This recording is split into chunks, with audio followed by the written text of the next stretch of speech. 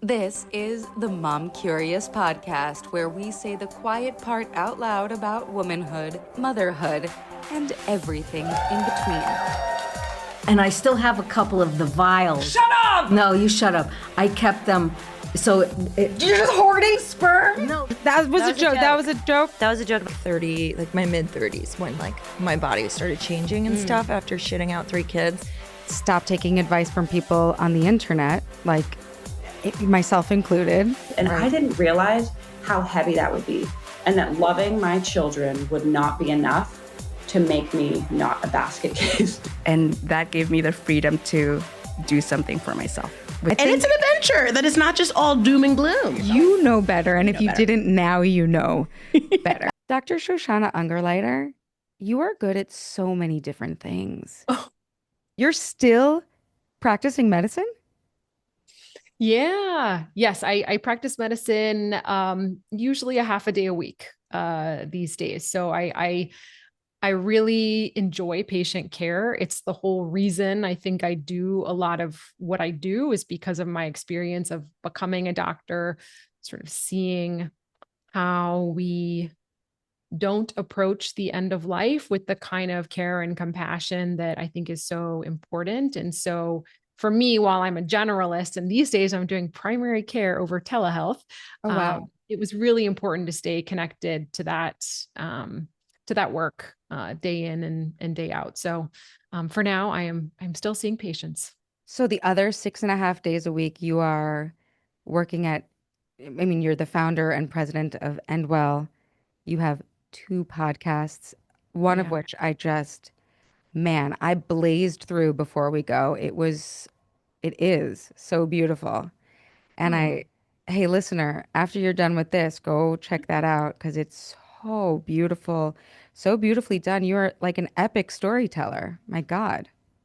Oh, well, my goodness. Thank you so much for listening. And, I get a lot of help with that show. I have an amazing producer who helps me to kind of talk about the things that I really care about and be a better storyteller. So it's been a really interesting experience, something I never thought I would be doing, talking so openly, at least in season 1, about my own journey. But I did feel like it was really important because I was shocked by the experience that I had in my own family with my dad facing mortality and the end of his life, and just how hard it was, even though we had all the resources, the connections, the knowledge at our fingertips, and still we struggled every single day. And so I felt like if it was that hard for us, my goodness, I can't imagine what everyone else is going through. And so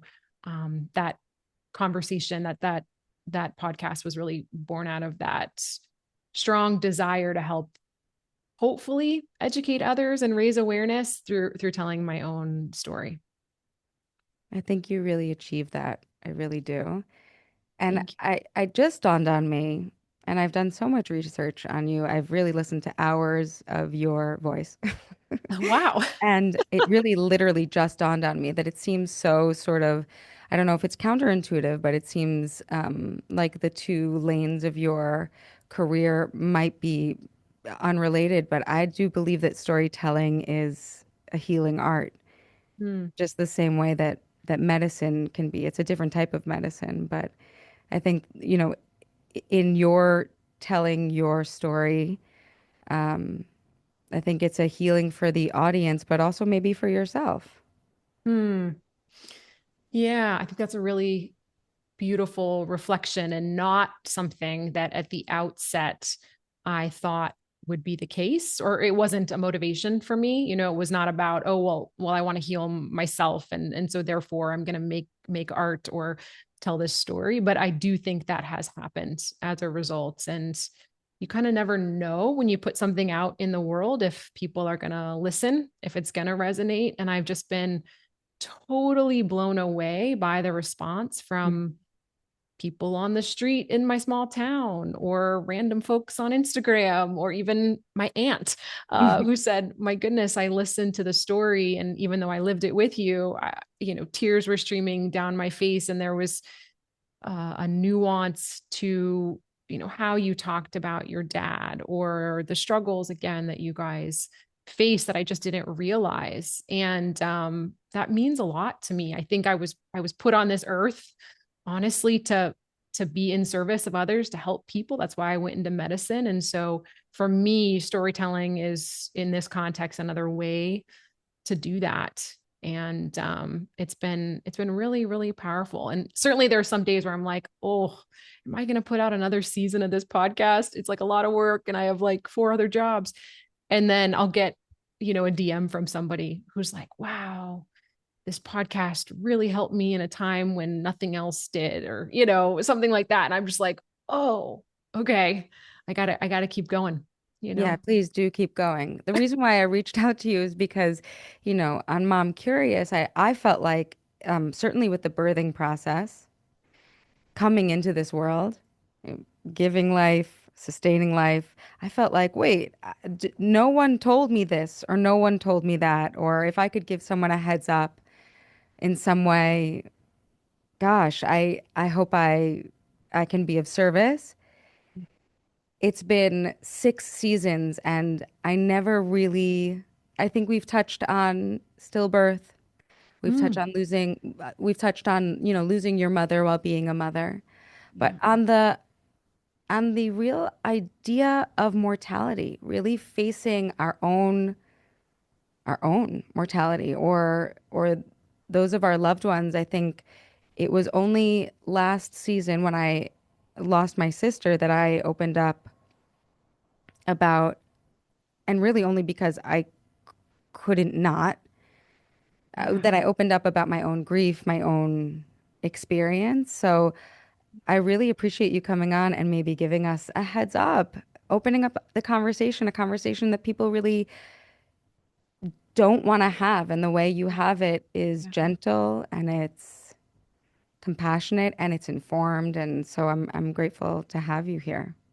Oh, well, thank you for having me. And I'm so sorry for your loss. I just it's something that is so incredibly hard, and in my circumstance, we sort of knew it was coming. And my understanding is that, that your experience of losing your sister was quite a shock. And I am just, it's a different thing when it Yeah, comes out there. And I'm just so sorry. thank you. Um, Maybe you want to tease that apart. There are different, everyone's going to die differently. In the same way that we've really discussed on this podcast, that people come into the world differently. They're going to exit differently too. Yeah. Um, I think you've been on the, you've been a witness to the death and dying process, a sort of scholar of the death and dying process, in a way that, like, the rest of us don't know enough Yeah. about. Yeah. Yeah, tell me. Well, I don't know that I'm a scholar. I'm not an academic, I would say. So I always like to first say, I am a physician by training, and but I really came at this work, I think, from a different perspective. A lot of my colleagues do clinical research, into dying in hospitals, the importance of palliative care, how to communicate effectively. And I think those are all incredibly important things. But my whole perspective, I think I was drawn to this conversation about death and dying, and the end of life, because I witnessed so much suffering during my residency training. And I was sort of drawn to honesty, I think. And death is, I think, one of the few places where honesty becomes unavoidable, or at least it should be. Right. I think, early in my training, I noticed how often that we talked around what was actually happening, and we either used clinical language, or we only focused on treatment. And I think we rarely named the emotional truth of what people were going through. And this was like with the sickest of the sick patients in the intensive care unit. And I think, when you're sitting with someone who's nearing the end of their life, what they're really asking isn't just, what's happening to my body, but it's like, what matters to me? Will I be okay? Will my family be okay? And I think that realization that we weren't having the kinds of conversations that allowed people to have an end of life experience that was in line with their goals and values was what kind of led me to start Endwell, my nonprofit that's focused on kind of interdisciplinary solutions to make death and dying a little less hard for everybody. And I wanted to create a space where we could bring these conversations kind of out of the shadows, where we could talk about mortality in a way that was very human and accessible and hopefully connective, of the human experience. And I think I was pulled toward that space because it felt deeply human, especially during my medical training, which was completely dehumanizing in so many ways. And I think, Why?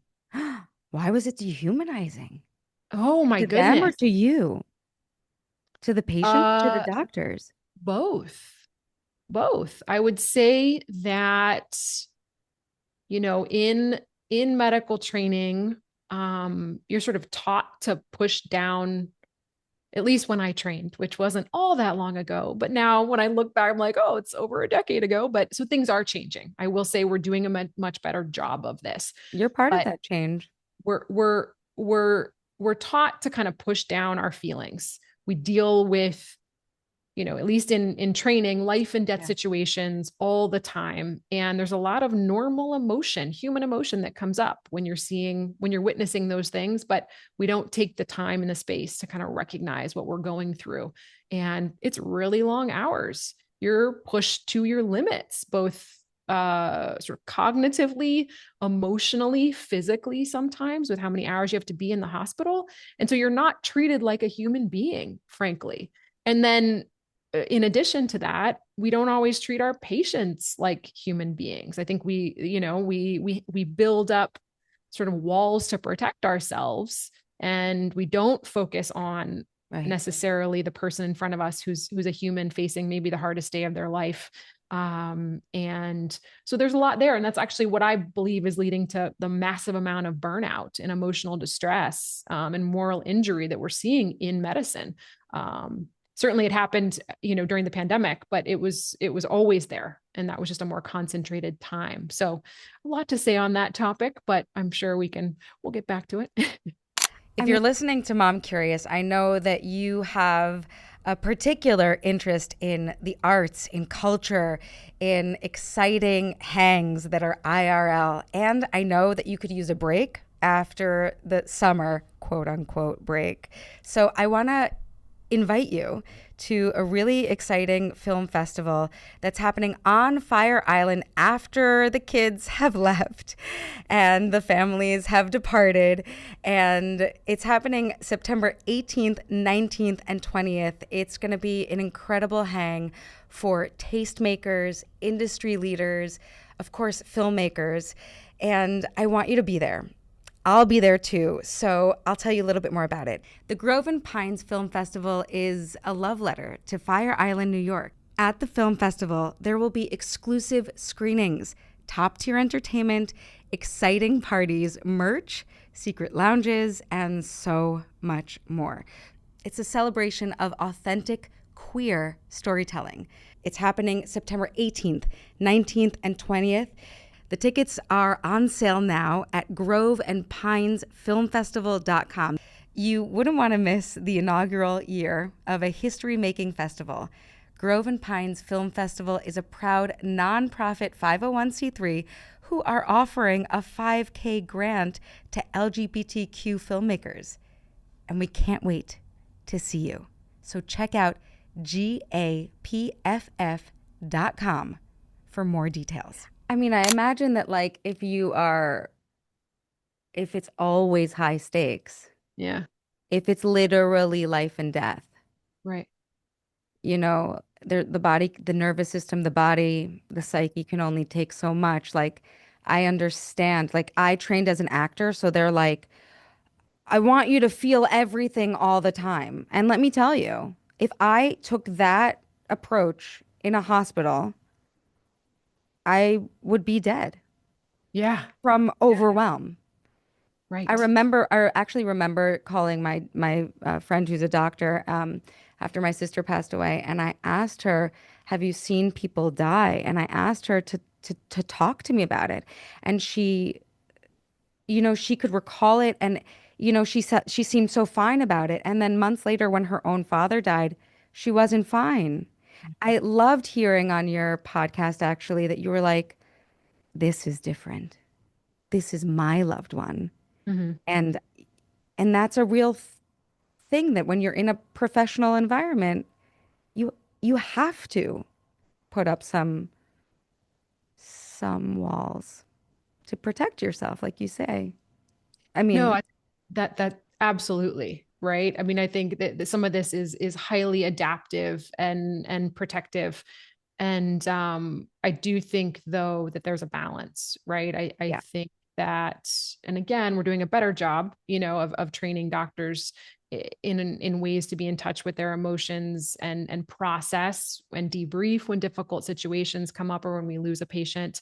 It's a lot of what we talk about, at Endwell, is this idea that, we can do a better job caring for patients if we can first be in touch with our own kind of um, inner self. I did a death doula training actually last year because I was kind of more intellectually curious about what that training entails. I talk about death doulas all the time in my work. I love my friends who are death doulas. I just think it's really cool. And this is a non-medical person who is trained to kind of walk beside patients and their families in and around the end of life to focus on things like legacy planning, to accompany someone through the active dying process and help with grief.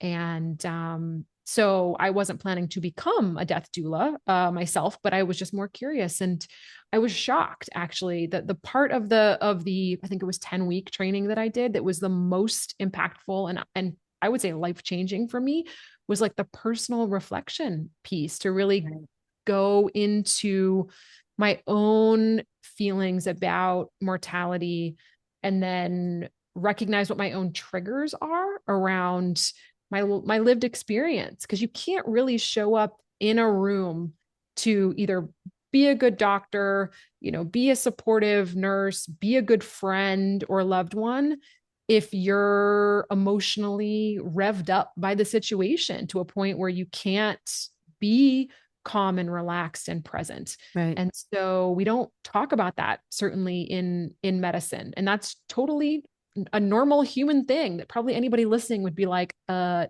of course you have those, inner experiences and you got to deal with them. It's literally not talked about in medicine. And so I feel like I am a better doctor now because I have done some of that inner work. I'm certainly not perfect by any means, but it was really powerful, that piece of the training. I loved your episode with the death doula, who's a friend of yours. Yeah. She talked about that. A lot of it was about her own personal experience and how transformative it can be to walk beside someone who's dying, but to really be there for the experience. And I love the idea of legacy work. Mm. Really hope that anyone listening really takes that in, that like, you know, the unfortunate reality is, as much as we don't want to talk about it, and I'd love to hear your thoughts on why we don't want to talk about it, we are all living and dying at the same time right now, like right this Mm-hmm. second. So Yes. what is your legacy can be, it doesn't have to be ego driven by any stretch of the imagination. It could be really simple, but it can start now if you let it while you're still healthy and well and have agency. Yeah. No, I think that's right. I that conversation with Alua, I mean, if you have not read about her or listened to her speak, she is just an incredibly grounded and cool human being who's done some really interesting things in her life, and I have just learned so much from her. And one of those is that, you know, living with a sense of the fact that by virtue of living, we are also dying, as you said. can allow you to be, the best version of yourself, I believe. I think awareness of my own mortality has made me more present in my relationships, right? It's this reminder that time is finite, and that people in our lives won't always be here in the way that they're here today. And I think for some people that realization can feel heavy, but it's also clarifying, right? It's And the truth. That's yeah, the right. honest truth. That's If we right. wanted to, we have to sit with, like, we have to deal in reality. Yeah. That's right. And I think it can help you, it can change how you show up in the small moments of life, which is how life plays out, right? The conversations you choose to have, the attention you give, the willingness to take a pause instead of rush through your day. I think there's also less urgency about being right and more around being connected to other people, I think. And it really, for me, death has been a huge teacher, and a Is it your, wake up call to stay mm, present in my life. sorry to interrupt. I was curious if you meant like your father's death that you explore Yeah. in before we go, which again, plug for that after Yeah. this episode. Is it, was it that experience, or was it the experience of being a doctor and being Yeah. around dying people in a professional setting? I think it's all of it. Hmm. I Right. think I feel lucky that, my career, my professional career thus far, has been really focused around end of life. And that certainly is ever present for me, just because day in and day out, that's the work that I'm doing. Hmm. I think the experience with my dad, which only happened, a couple of years ago, just concentrated all of that. And although I had talked about improving the end of life experience, certainly from an academic perspective, from a, professional and lived experience with patients, I hadn't gone through it in my own life. And so I have a very different appreciation of it all. And so I think it's made me even more connected to this work. And I think it has been, helpful and like I said, clarifying for me in my own life to really focus on, what is meaningful to me, and how do I, define my purpose and live that out, given that time is limited for me and for all of us. Hmm. Yeah. I really loved how you took us back in time Mm. to different generations. Mm. You were exploring your father, and which was so beautiful. And I really am so sorry for your loss. Thank you. But you also were exploring your family dynamics. That Mm. all came to play and does, I'm assuming, with most, if not all, death. All of that rose to the surface. Your grandmother's story, the way your grandfather passed away. Yeah. Um, you talked about agency in dying, which I know is something that is highly, debated in your field. And I thought Yeah. you did it with such grace. I actually wanted to give you the floor on that if you wanted to Sure. talk about it a little bit more. Yeah, I think going back in time for me and reflecting on some of those early losses in my life, my grandmother, then even before that, my grandfather who died before I was born, and then my uncle who passed away, that was, I think, in service of the conversation about um, inheritance. And in my case, one of the areas that I really wanted to bring to the forefront with this conversation was our inherited genetic mutation, and which is the BRCA2 BRCA2 mutation that my dad carried, but we presume got from his mother, who died of pancreatic cancer in her early 70s. But that was in the 1990s, when we really didn't know that much about genomics, and inherited risk. And unfortunately, even though I was well into my medical career, it didn't dawn on me that we were high risk for these serious cancers.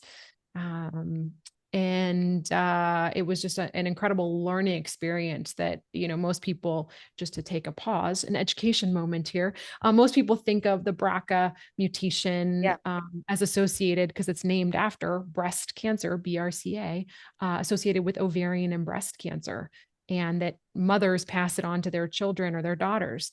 Turns out it's also associated with pancreatic cancer, with melanoma, with aggressive prostate cancer. And again, this wasn't something that I even learned in medical school because we didn't know yet. This field has really evolved even over the last 5 to 10 years. And so learning that, my dad's cancer was associated with the BRCA, and that I carried the gene mutation as well as my sister, was shocking, and at the same time quite empowering, because I always just assumed I would get cancer in my lifetime given my family history, and I was sort of just waiting for that to happen. And I do think that one of the, if you can even say, the silver linings in my dad's terminal illness is that it may have saved my life and my sister's life. And we were able to take steps to undergo preventative surgeries to reduce our lifetime risk of both ovarian and breast cancer. And now we're paying attention to things like pancreatic cancer much, much earlier in our lives. So that there's actually lots of data on this and ways to intervene such that we don't have to face, hopefully, that same fate. And so, I wanted to talk about that. And then I think, your other point about, agency in and around the end of life, which I presume is about end of life options and medical aid in dying, which is legal in some states, including California, but my dad did not opt for. I think that's a really big conversation and an incredibly important one, and something that we talked about as a family, given that he was, within 6 months of the end of his life, presumably, given stage 4 pancreatic cancer. But ultimately decided, because he was a BRCA mutation carrier, that we wanted to undergo aggressive chemotherapy and targeted chemo because of the mutation. And so looking back, we know that targeted therapy didn't work for him, right. But we wouldn't have known that going in. And so it was one of those things where we held out a lot of hope that, advances in modern cancer care, we're gonna save him, or at least buy him some good quality of life. And unfortunately, it wasn't the case for him.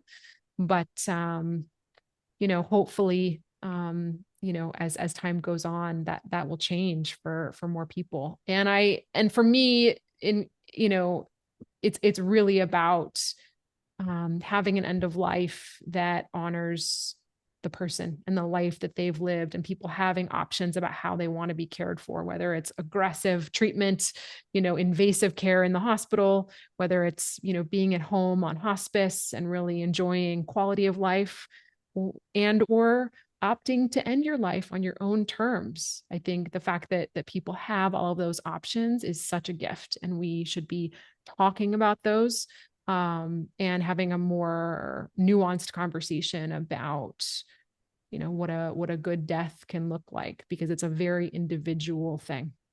I really appreciate that. And I also appreciate you taking that educational moment. So many of the people I speak to actually have undergone double mastectomies and reconstructive surgeries. I happen to be half Ashkenazi Jewish, and so that is a common gene. The BRCA gene does,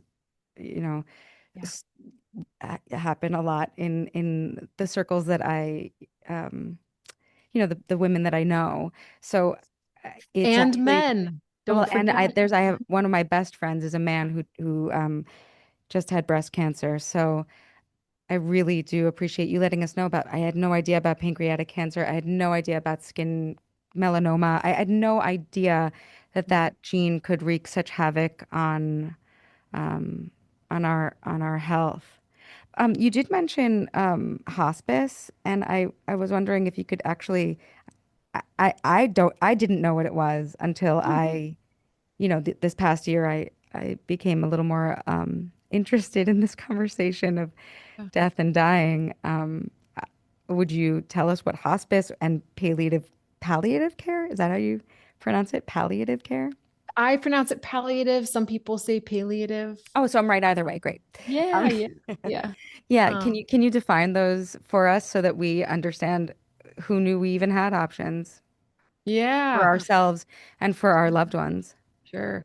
So palliative or palliative care, I'll start with that, is a specialty in medicine that is a team-based approach to care that focuses on quality of life for anybody facing a life-limiting illness. So when I say team-based, it usually consists of a nurse, a doctor, a social worker, a chaplain, sometimes a pharmacist, and really, it wraps around patients, their families, and their loved ones as an extra layer of support. And ideally, it is used at the time of a serious illness diagnosis. So that can be years upstream from the end of life. And hospice is a type of palliative care that is for people who are deemed to be within the last 6 months of life. So that's where prognosis, from an expert is helpful, but it's a Medicare benefit, meaning that Medicare pays for it. And typically at that point, you are focused on being as comfortable as possible and foregoing any kind of curative treatment.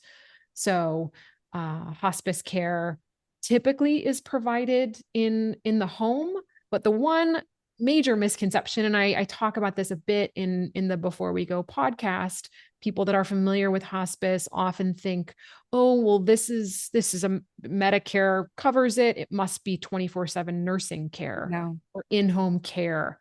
And that's not the case, Yeah, I unfortunately. was surprised by that. What do we want our listeners to know if they have been scared Yeah. to even think about death and dying, whether it be for themselves or their loved ones? Many of them are caretakers for their own children. Some are in the sandwich generation where they're caretaking their parents too. What do they Yeah. need to know? Well, it's a big question. I I know. think it's okay to be scared. This is big stuff. So I think giving yourself grace that if any of these kinds of conversations are anxiety provoking, it just means you're normal and you're human. And I think you don't have to start with the biggest questions if you're like, I want to talk about this with my loved ones. I think certainly the conversation is different for talking with children than it is with adults or your peers. But I think, for adults, sometimes it can start with something simple like, hey, I was listening to a podcast and it made me think, like, have you ever thought about what kind of care you'd want if you got sick? Or maybe sharing your own reflections first rather than asking that of somebody else. And I think it can be a beautiful way to get to know the people in your life better. Yeah, It such can be, intimacy. yeah, it can be helpful to kind of anchor the conversation in care, right? I want to understand what matters to you so I can support you if you're ever facing this situation. And I think those small openings can lead to deeper conversations over time. It's always about, having a conversation that is, happens over the course of months and years, even, revisiting it as your circumstances change. And certainly, if you want to be inspired or have some other ideas, our website, endwellproject.org, has some wonderful TED style videos that are really rooted in beautiful personal narrative and storytelling that might spark some creativity with these conversations. So beautiful. Where can we find Before We Go? And you also have another podcast, which I am so excited to get into. Is it Oh. TED Health? Yeah, yeah. I work for TED and I write and host and produce their health podcast. That's a different kind of a show, a little more focused on public health and data and science. Not bad. Sometimes we Important. talk about end of life and caregiving and grief. Yeah, so you can find my Before We Go podcast anywhere you listen to podcasts, whether it's Apple, Spotify, or other platforms. And it's just called Before We Go. And certainly you can also search for TED Health that way. I'm so grateful for your Oh, time and for your work and for your heart and your brain. You mixing them all up together. You told us where to start, which is just to start the conversations with the people we love. yeah, exactly. Allow ourselves to be seen and to see others. It's like the hardest, most important part about being human. Exactly. And in moments in time like we're in, I think it's the most important thing we can do. So I'm really grateful to you for having me on the show and you taking on some of these difficult conversations because you don't have to, I think this is Oh, the choice. like how you said you feel like you were put on this earth to help people. Mm. I'm just a really honest person, and I just can't bullshit, Not it's like I genuinely can't do it. So Yes. if that's the way I'm made, I might as well be helpful, Yeah. you know? Yeah. I If feel like I that's a very New Yorker thing. Yeah. So, you Yeah. know? I'm a real New Yorker. Yeah. Yeah. So I'm just doing my part to not I don't want anyone to be blindsided. It's Yeah. funny, I don't think just the way motherhood, birth, child rearing, it will knock you on your ass. It is designed to. Mm. The death of a loved one, whether it's sudden or you watch them suffer, Yeah. it will hurt. It doesn't matter that you heard this podcast necessarily, Yeah. but maybe we can soften the edges. Exactly right. Yeah. Where else can we follow you? Oh, I'm at Shoshana MD on Instagram, although I don't post all the time, but But that's where I found you. is it really? Okay. Yeah, it works. It You does work. answered. Yeah. Yeah. For all the perils of social media, I do think that it can really connect us in wonderful ways. So, like everything, it's about balance though. Yeah. Thank you again. Thank you for your work. This has been a Hoff Studios production, executive producer Laura Lucetti. I'm your host and creator, Daniella Rabbani. Come find me at Daniella Rabbani. My DMs are open and I want to hear everything. Also, if you like the show, please send it to a friend and leave a review because we are in this together.